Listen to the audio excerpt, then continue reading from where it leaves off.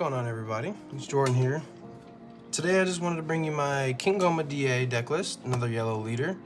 If you don't know what he does, on his front side, when attacking he draws 1.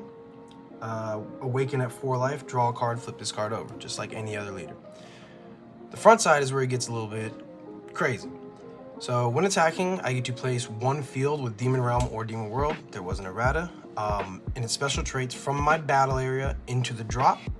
And when I do that, that is a cost. So if I do that, I get to play 1 battle card with the same special trait as that field and 3 or less from my hand. So you're not drawing, but you're getting free bodies out on board. So it's a little bit of a swarm deck. You get to play out a lot of bodies. You get very, very aggressive. But other than that, we're gonna get straight into the deck list. So you're gonna wanna start off 4 supers. Don't really need to explain that. You really want to use the Demon World ones because there is a searcher that you are allowed to search for your super combos. So you can use these, you can use the Dendays. Right now my Dendays, they're alt-arted, they're in the yellow Vegeta deck, so we're not gonna go grab those right now. So as this deck, as I said before, you play fields and you replace your fields with a body. So this deck naturally has a lot of fields. So your first field is a 4 of Planet of Mega. On play of your leader's Demon World, which Gomah is, you get to take a life and draw 1 card. So this basically, I don't run cantrips like a regular cantrip in this deck. This is your cantrip. It's a field card, which you need fields, and it's a 1 cost. It does the exact same thing, but you get to take a life. So very good card. My list doesn't really have too many or any cards to play off of this one. So your leader effect is going to be played off the next 2 fields. The next field is Witch's Abode. On play, another one, you get to take the life if you want to. It's up to, so you don't have to. And then you get to choose any 4 cost battle card that's rested and kill it, which is pretty good. I don't think this deck needs to kill anything really above 4. You're winning the game by like turn 5, at most turn 6, or you're losing. The last field is Demon King Palace. This one is really, really good to help you go for game. And you get to choose 1 battle card with a cost of 4 or less and Demon Realm or Demon World and its special traits, and you get to restand it. So you can restand basically the whole deck with this card. So those are all the fields. I wish this had a 4th field because that would be crazy. But then again, if this got a 4th field, the last card I show you would be absolutely broken. So these are all the fields. We're gonna move right on to the 1-drops. Main 1-drop, 1 cost Frieza. I think we all know what it does. Tap 1, rest any card, 10k combo. It's a staple in most yellow decks. The first 1 cost is the searcher I was talking about. It's a pretty cool searcher in my opinion. I don't know exactly how I feel about it, but it searches top 5 for any Demon Realm or Demon World. So you can grab your super because it's not cost restriction. The only thing about this one, and I think that's why they give it the 10k stat line, is you have to pitch a card to your drop after you search. It's not optional, it's mandatory. So it's pretty good because you want to get your fields into your drop, and you have a lot of zeros. You have 18 zeros, but you do counter that with 24 10ks. So you kind of need to get dead cards out of your hand anyways. So this is actually a pretty solid card in my opinion. Next 1-drop and the last 1-drop is Marba. I run 4. This card's pretty cool. It can do some pretty neat stuff. You're never going to play this off of it, but it allows you to play your 2 fields for 1 less energy. And there's a card that actually creates a pretty cool line that restands a card for 1 card that allows you to, then again, get zeros out of your hand, but also using your fields. All right, so starting with the first 2 costs, this is kind of a tech card in my opinion. I've been testing it and I really liked it at first. So we have the 2 cost Zangia.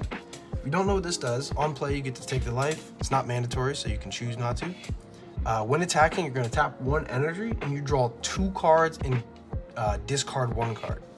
Like I said, just like this one, you kind of need to get zeros out of your hand. You need to get your fields into your drop because there is a card that plays from your drop and then leader removes it. So this card, it's not going to win you games. It's a nice little tech card. If you see it on turn 2, most of the time you'll play it. You won't use its effect until turn 3. If they kill it, it kind of sucks, but it is what it is.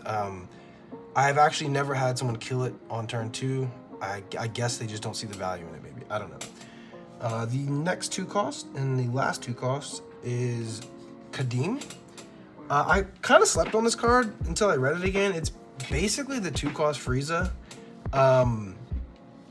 but you have to have a DA in the battle area, so there is a cost restriction. But this one, when attacking, you get to add 1 card from your life to your hand, so it's not mandatory. And then if you have 2 or more battle cards with Demon Realm or Demon World in the battle area, you get to rest any battle card on your opponent's field.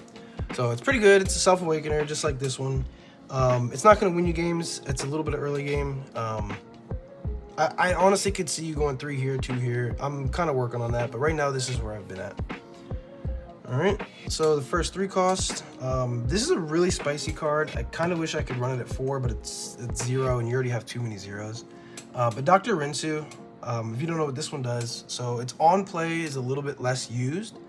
But during this turn, the next time you use Majin Ku or Majin Du, reduce the cost by 2. So you do have 8 cards to play off the on play effect, but a lot of times it's a little hard to get the effect off because, you know, by turn 4, with that 1 extra energy, you kind of want to do some other stuff. But the main reason for this one is the activate main.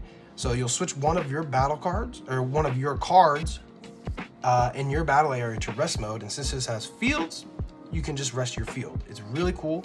You'll draw 1 card and you'll rest a card in your opponent's battle area.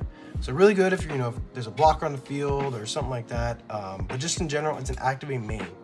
If this thing sticks for a turn, it gets so much value.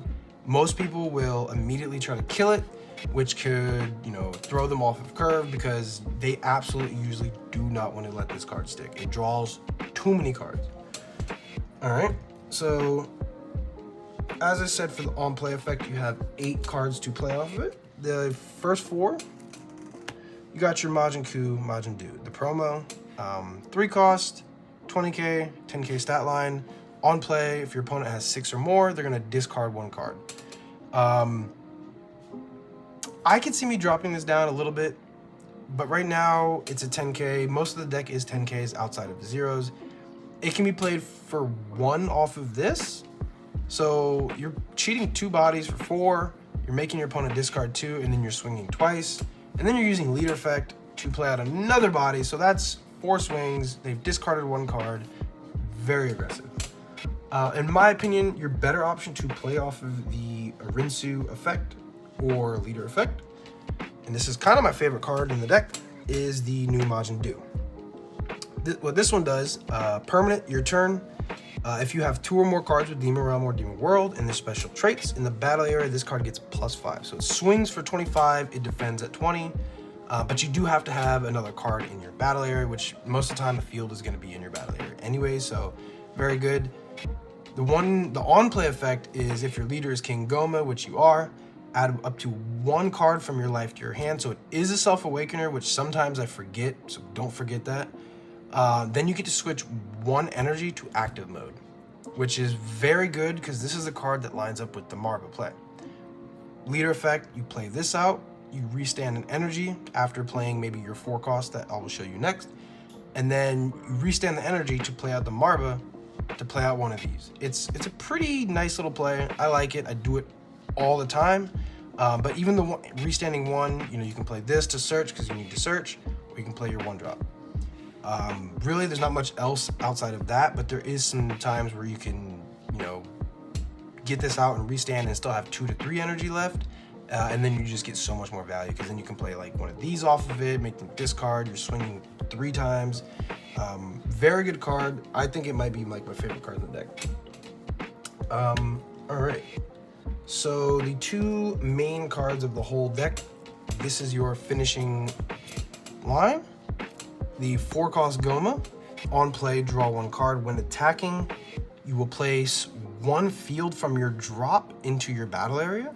So this is why I said cards like this help you discard cards. You get to get your field into your drop. By turn 4, you're able to play that card from your drop to help with leader effect.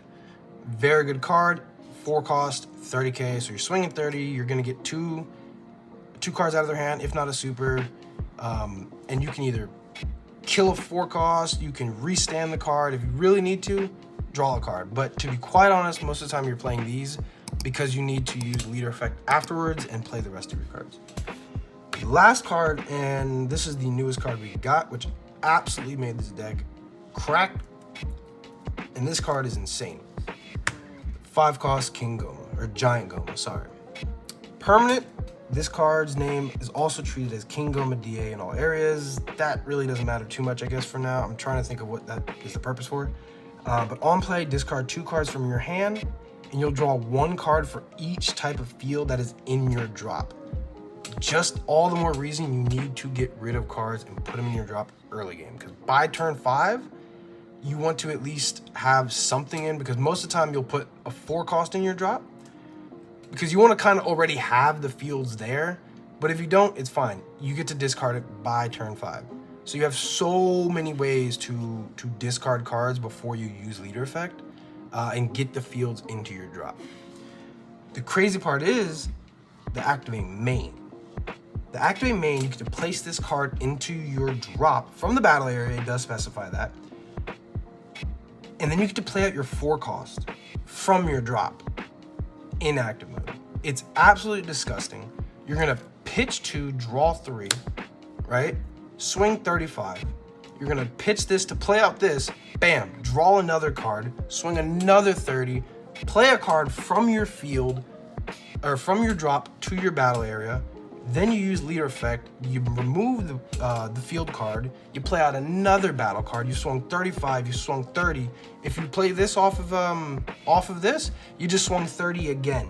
If you play this, you're removing something. You can draw another card. It draws a lot, but the thing is, you do kind of defend battle cards.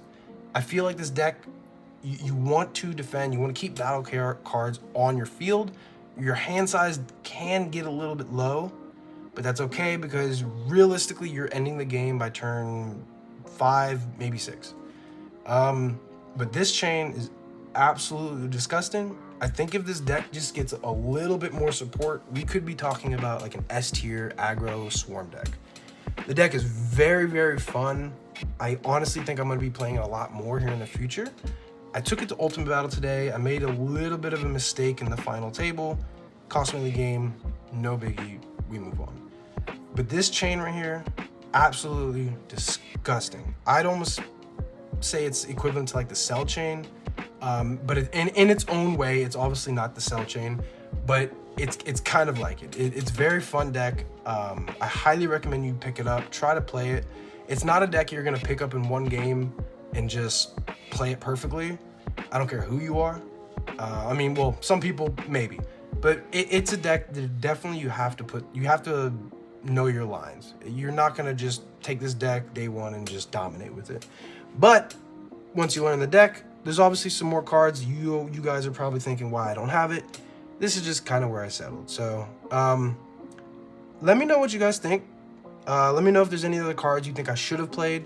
Right now, this list has just been doing pretty good for me. I like the Zangia as a good little tech for early game. Like I said, it helps you get rid of your zeros. You have, I think, 24 10Ks, 18 zero cost, and just 5 5K. Well, 9, because you have this. So yeah, like I said, let me know what you guys think. Try the deck out. See if you can get some wins with it. It can do good into Boo. It can do decent into Cell. It can do decent, obviously, into Piccolo. Very aggro. Piccolo struggles into aggro, so it can do really good into Piccolo. I think Omega is probably its hardest matchup as far as the meta. I haven't really tested that one too much, but like I said, I think this deck is like 1 card off from being absolutely broken, and I think they're doing a good job at balancing this deck and not making it broken. But yeah, let me know what you guys think. If you're new here, don't forget to drop a like, subscribe to the channel. And if you've been here before, like the video. We need it. And yeah, I'll catch you guys in the next one. Peace.